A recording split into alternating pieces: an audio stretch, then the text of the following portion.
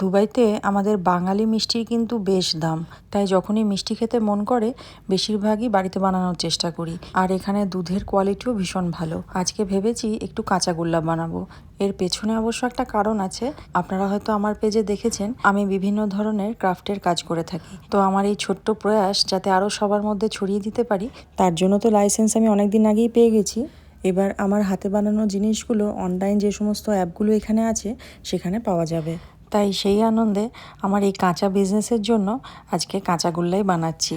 আমার এই বিজনেসটা যখন আরও পাকা হয়ে যাবে তখন না হয় কোনো কড়া পাকের মিষ্টি বানাবো।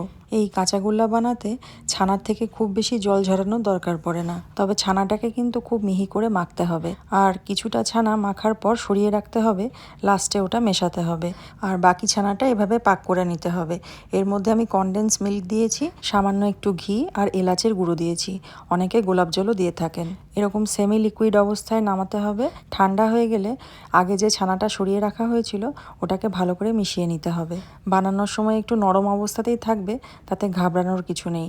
যখনই ঠান্ডা হবে আস্তে আস্তে জমে যাবে। পারলে কিছুক্ষণ ফ্রিজে রেখে দিলে আরও ভালো।